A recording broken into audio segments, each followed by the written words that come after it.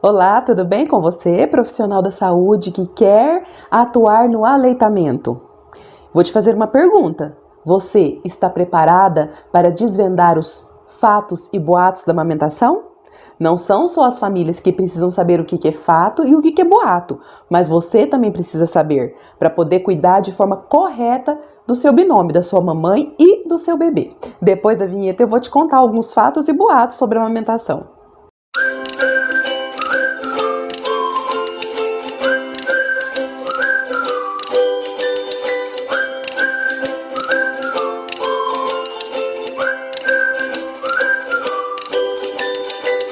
Estamos de volta e eu convido você, se ainda não se inscreveu no nosso canal, se inscreva, ativa o sininho aí para receber as notificações, deixa o seu like que isso vai ajudar o nosso canal a crescer.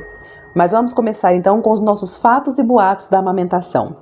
O primeiro que eu vou falar aqui, o bebê pode dormir a noite toda sem ser acordado para mamar?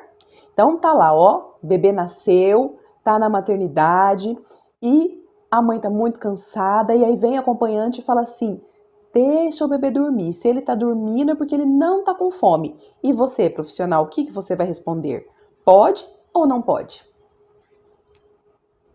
Não pode. Isso realmente é um boato, é um mito. O bebê não pode ficar dormir, aliás, a noite toda sem mamar. Ah, mas Renata, e aquela história então da livre demanda? Exatamente. A livre demanda, ela é para que o bebê possa mamar a hora que ele quiser, a hora que ele solicitar a mama. Então, ele vai querer mamar agora, daqui a pouco ele quer mamar de novo e tal. Mas isso, para quando o bebê é recém-nascido, ali antes dos 28 dias de vida, da fase de adaptação, ele não pode ficar longos períodos sem mamar.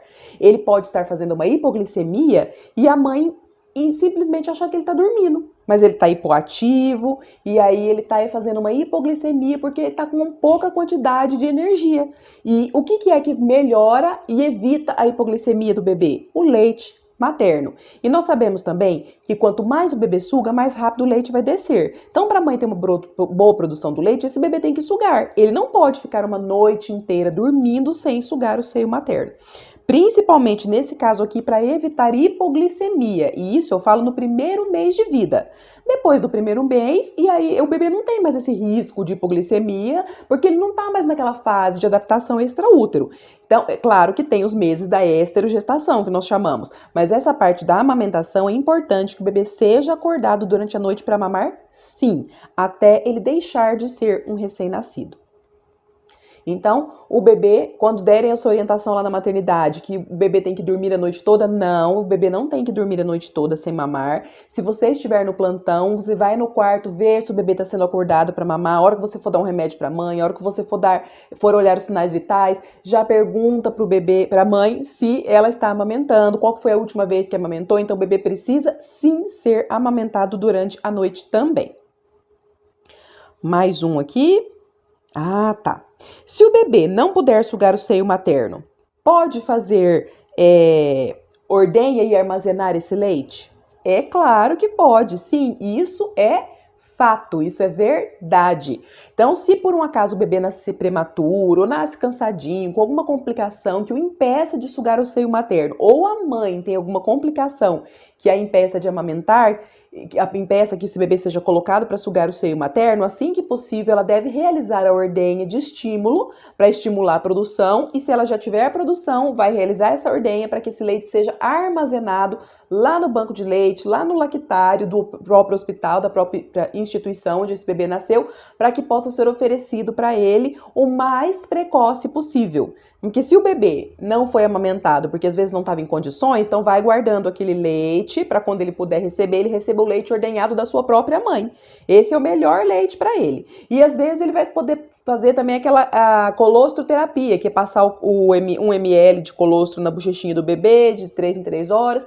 E isso ajuda também a formar ali a imunidade do bebê, ajuda a formar também ali a microbiota do intestino. Então, a colostroterapia é muito importante. Se o bebê for impedido por algum motivo de mamar nos primeiros dias, nas primeiras horas, é orientado sim fazer então a ordenha de estímulo e que esse leite possa ser armazenado de forma adequada no banco de leite para ser oferecido depois para esse bebê. Então, mais um aqui que eu anotei. O colostro ainda não desceu. Precisa dar fórmula? Isso sim é um boato, é um mito.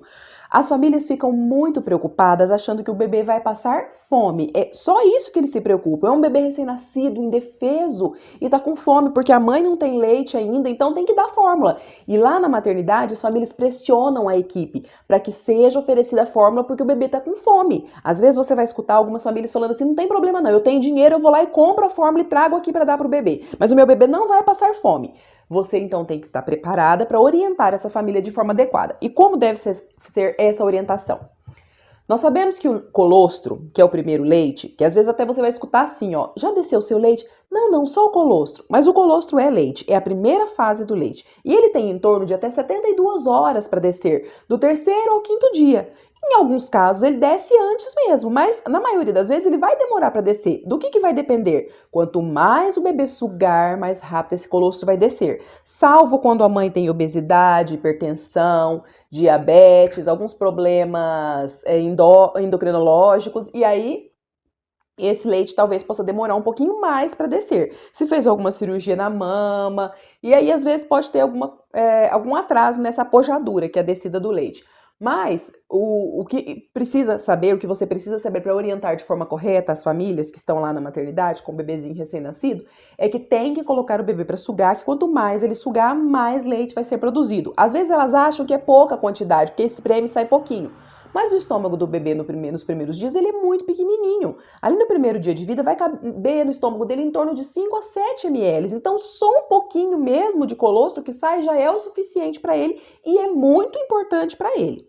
O que acontece quando se dá a fórmula? Acontece uma avalanche, porque o bebê vai receber o complemento, a fórmula ela não é própria para a digestão daquele recém-nascido, ela fica pesada, igual um adulto que come uma comida muito pesada à noite e não consegue digerir, vai lá e toma um antiácido, vai lá e toma um sal de fruta para poder ajudar na digestão e fica pesada aquela digestão e aí às vezes te oferecem comida, você não quer nem saber e vai dormir com aquele estômago pesado. A mesma coisa é o bebê. Se ele toma a fórmula, ele fica com o estômago pesado, demora para fazer digestão e ele não vai querer sugar o seio materno. Se ele não vai sugar o seio materno, o que vai acontecer? Não vai estimular a produção do leite materno. Então, logo, esse bebê não vai estar mamando ali na mãe. E aí ele ficou muito tempo de novo sem mamar na mãe. Ah, mas ele tá com fome, ele precisa mamar e o leite da mãe não desceu e vai dar outra fórmula pro menino. E aí, o que acontece? Uma reação em cadeia, que eu falei, uma reação em cascata, né? Uma avalanche, que vai levar a um desmame. Porque esse bebê não vai estimular a mãe, esse leite da mãe não vai descer, ou se descer, vai descer tardiamente, aí ele já tá mamando a fórmula mesmo, e aí a amamentação foi-se, né? Então tem que estar preparado para orientar. O bebê tem uma coisa que nós chamamos de gordura marrom. Essa gordura marrom, ela mantém o aporte calórico para o bebê até que o leite desça, até que esse colostro desça. E o bebê tem que sugar, sugar, sugar, sugar. O que é avaliado na maternidade? A perda de peso. Se o bebê perder uma quantidade de peso muito acima do que o que ele pode perder, porque é normal ele perder em torno de até uns 10% do peso na primeira semana de vida. Então, ele vai estar acompanhando. O bebê é pesado diariamente, está acompanhando essa perda de peso. Se ele perdeu a quantidade esperada, não tem por que dar fórmula para esse bebê. E esse bebê, se por algum acaso, por indicação médica, precisar oferecer uma fórmula, ofereça na técnica sonda-peito. Por que na técnica sonda-peito? Porque o bebê vai estar recebendo aquela fórmula e vai estar ao mesmo tempo sugando o seio materno para poder manter o estímulo da produção na própria mãe. A fórmula infantil, ela foi desenvolvida para ser prescrita como se fosse uma medicação, para bebês que não pudessem sugar o seio materno, como por exemplo, aqui no Brasil é contraindicada a amamentação no caso da mãe que tem HIV, que tem AIDS. E o bebê então não pode mamar. Nesse caso, a fórmula tem que ser oferecida para o bebê, é o alimento indicado para esse bebê. Mas com o passar do tempo a indústria foi vendo isso como uma forma de lucro e colocou na cabeça das pessoas que a fórmula é melhor que o leite materno, mas não existe um alimento melhor que o leite materno. A fórmula nunca, jamais alcançará os benefícios do leite materno. Não, nunca a fórmula vai ser melhor. O leite materno, ele é inimitável. E se existisse um remédio que contivesse tudo que tem no leite materno, qualquer pai, qualquer mãe pagaria caro por esse remédio. Mas ele tá ali, de graça, pronto, na temperatura certa, e as pessoas não têm noção do que é realmente o leite materno. Você, profissional, tem que estar preparado para orientar de forma correta e acalmar essas famílias no momento que elas acham que o bebê está passando fome e ficam insistindo e pressionando para que seja oferecida a fórmula. Até mesmo quando eles dizem que tem dinheiro para ir lá e comprar a fórmula. Não é uma questão de dinheiro, é uma questão de saúde pública. O bebê que é alimentado ao seio materno, no futuro, pesquisas mostram que ele tem um maior coeficiente de inteligência, um maior QI, ele desenvolve menos doenças que não são transmissíveis, doenças crônicas como obesidade, diabetes, hipertensão. Então, o bebê precisa de ser alimentado com o leite da mãe. E se oferecer fórmula, esse leite pode demorar para descer por falta de estímulo. Próximo aqui, então, que eu coloquei para nós, profissionais de saúde. Existe mesmo uma forma correta do bebê abocanhar o seio materno? Existe sim. E você, profissional, tem que estar preparada para orientar essa mãe de forma adequada. Qual que é a forma correta, então, de abocanhar o seio materno? Nós conhecemos a famosa boca de peixinho, né? Boca de peixinho, se você for olhar, é uma boca pequenininha. Então, a boca de peixinho não é a boca, é o lábio de peixinho. A boca do bebê tem que estar bem aberta mesmo, bem aberta para conseguir abocanhar toda ou quase toda a areola. Por que eu falo toda ou quase toda? Toda areola, se for uma areola grande, existem algumas areolas que são bem grandes, ele não vai abocanhar ela toda, mas ele vai abocanhar quase toda. Se for uma areola pequena como essa daqui, então pode abocanhar ela toda. Olha essa aqui também, essa areola aqui, ó. Ela é grandona, ó. A boquinha do bebê não vai conseguir abocanhar ela toda, vai ser quase toda. Então, o bebê vai abrir a boca bem aberta, abocanhar toda ou quase toda a areola. O queixinho vai estar encostado nessa parte de baixo da mama. E quando o queixo encosta nessa parte de baixo da mama, o que acontece? O nariz fica livre para o bebê poder respirar. Se o bebê estiver com o nariz atolado na mama, ele vai ficar com o nariz trancado e ele vai parar de mamar para poder respirar. Então, queixo encostado na parte de baixo da mama, o nariz fica livre para respirar. O que você vai observar, então, nessa pega correta? O lábio evertido. Tem alguns estudiosos que já dizem que não precisa mais ter esse lábio evertido, mas você tem que observar se o bebê está abocanhando toda ou quase toda a areola, observa a posição da língua do bebê e observa barulho e se está fazendo covinha, porque quando o bebê suga de forma correta, não faz covinha. Observa o mamilo antes e depois da mamada. Se o mamilo estiver em forma de batom, a pega está incorreta, ou o bebê tem o que nós chamamos de anquiloglossia, tem a língua presa, e isso vai interferir também nessa pega, porque ele não consegue pegar de forma efetiva e extrair esse leite.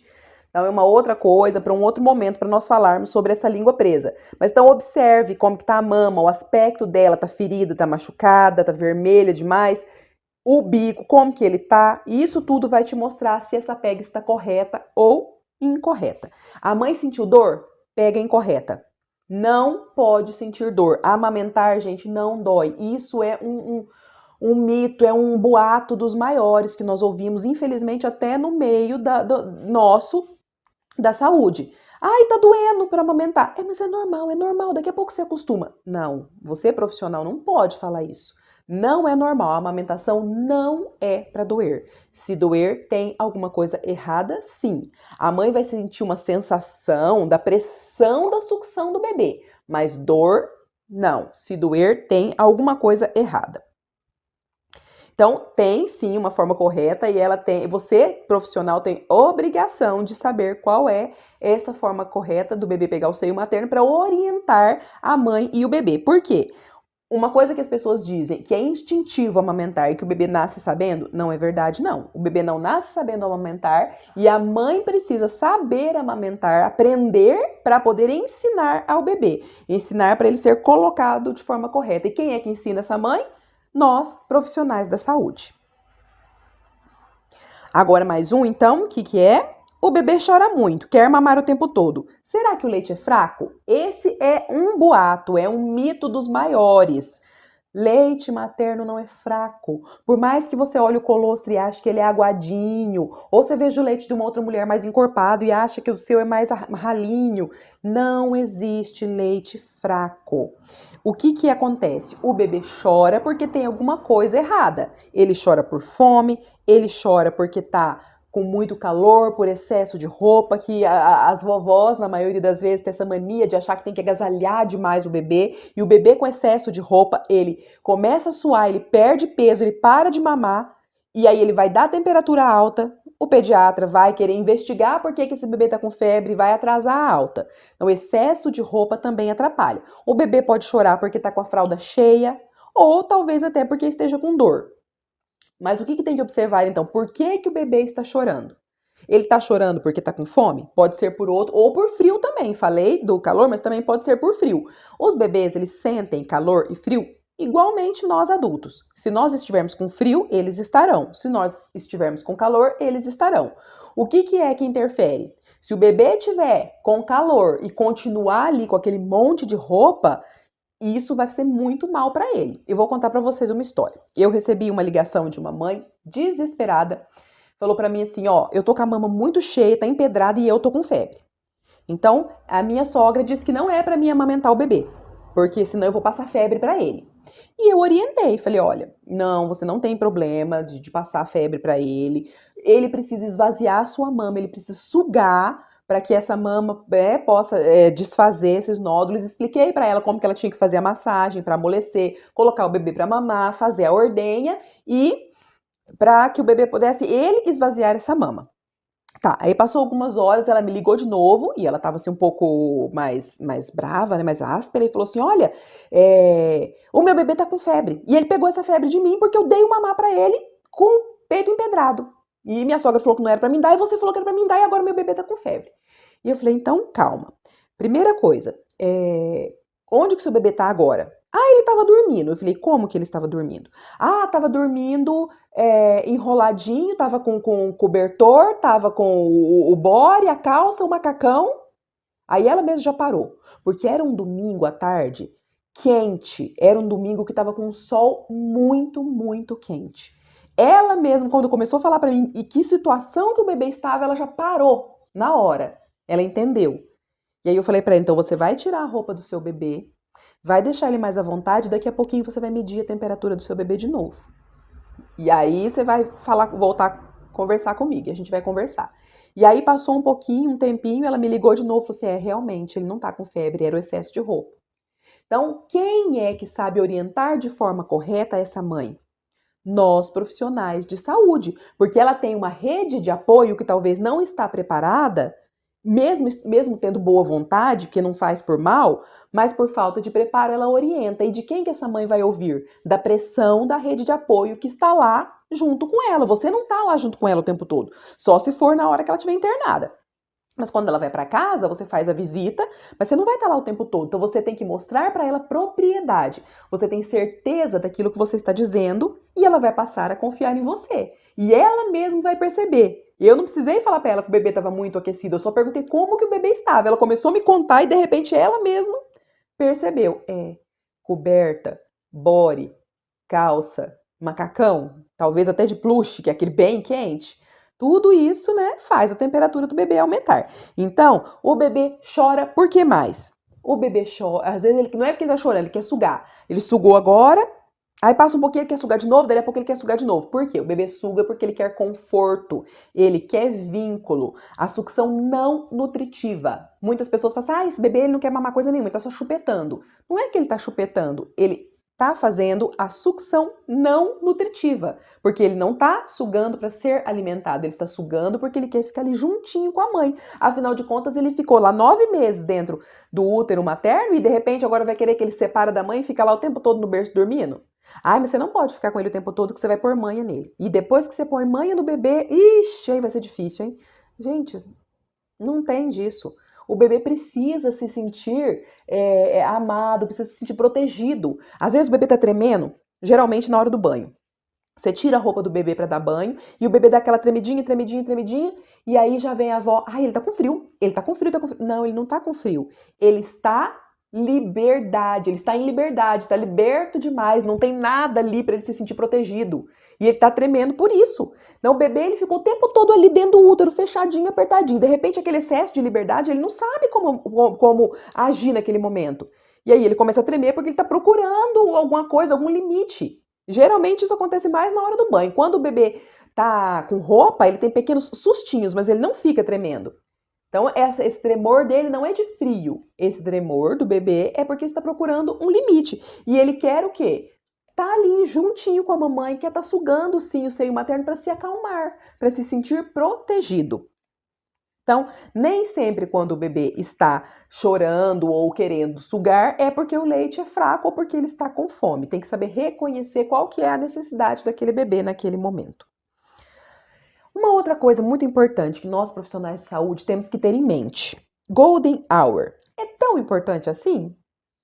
É importante. Estudos mostram que bebês que sugaram na primeira hora de vida tiveram muito mais sucesso na amamentação.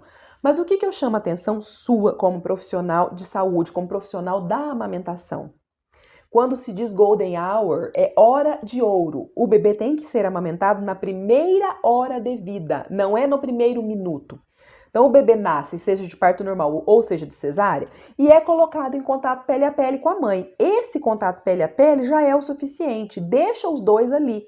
Deixa os dois se conhecendo, deixa os dois criando vínculo. Se ele for caminhando, nadando, que a gente até chama de crawl, que é aquele tipo natação, né?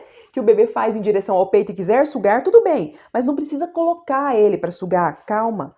Deixa eles dois se entenderem, seja humanizada. Às vezes a mãe tá sentindo muita dor, nem dectou a placenta ainda e já tá se querendo colocar o menino lá para sugar o seio materno. E aí quando ele suga o seio materno, dá uma cólica também, porque aumenta a quantidade de ocitocina na corrente sanguínea. Então, coloca o bebê em contato pele a pele com a mãe e o mais precoce possível coloque para mamar, dentro daquela primeira hora de vida. Mas não se esqueça de ser humanizado com aquela mãe. Os dois estão passando por um momento ali do nascimento, né, que tem um boom hormonal e precisa de pessoas que tenham humanização ao seu lado. O bebê é colocado de contato pele a pele e ele precisa sugar sim o seio materno na primeira hora, mas não precisa ser no primeiro minuto. Então vamos fazer tudo de acordo com o decorrer daquele momento, das condições que estão sendo oferecidas naquele momento. Uma outra coisa também. Eu já vi casos de mães que pedem até para tirar o bebê, porque ela tá sentindo dor, ela tá agoniada, e não é porque ela tá rejeitando aquele bebê, não, mas é porque tentou forçar de colocar ele para mamar naquele momento. Então deixa ele ali com ela no pele a pele e daqui a pouquinho, depois que dectou a placenta, dá uns minutinhos ali, aí tenta colocar, pergunta se posso tentar colocar ele para mamar e aí coloca. Às vezes ele vai até sozinho, às vezes até ela mesma já vai tentar colocar. Então seja empática, né? Não tenta impor essa amamentação nessa mãe, porque às vezes pode atrapalhar. É igual eu falo no momento que a mãe às vezes passa por baby blues. Baby blues é um tipo de... Não é uma depressão pós-parto, ele é um pouquinho menos intensa. Mas às vezes a mãe tem uma dificuldade também de ter aquela relação com o bebê. E às vezes ela não pega o bebê o tempo todo, ou às vezes ela pega ele só na hora que vai amamentar, mas tem aquele certo distanciamento. Quando você força demais uma mãe a amamentar, nesse momento ela não tá com um psicológico bom para isso, vai fazer piorar, ela vai se sentir mais pressionada ainda, ela pode se sentir culpada por não estar querendo amamentar e isso vai piorar. Então, o profissional tem que ter um olhar empático, tem que ter um olhar clínico para entender toda aquela situação. Primeiro você cuida da mãe, acalma ela, faz o escalda-pés, coloca ela numa luz de penumbra, com uma musiquinha mais suave. Depois que ela se acalmar, coloque o bebê para mamar. Então você tem que saber observar o que é que a mãe está dizendo para você, não só com palavras. Às vezes ela está dizendo alguma coisa para você com olhos e com atitudes. Profissional de saúde ligado à amamentação tem que estar preparado para atuar em todos os momentos. E existem muitos mais fatos e boatos além desses que eu citei aqui. São muitos e muitos mesmo. Você tem que estar preparada, você tem que estudar para poder responder e tratar de forma adequada cada binômio que você estiver atendendo. Porque cada mãe e cada bebê vão ter um tratamento diferente, específico para eles. Não é um tratamento geral para todo mundo, porque não é todo mundo que é igual. Eu espero que você tenha gostado. Se tem alguma dúvida, deixa aí nos comentários que eu vou ter o maior prazer em responder.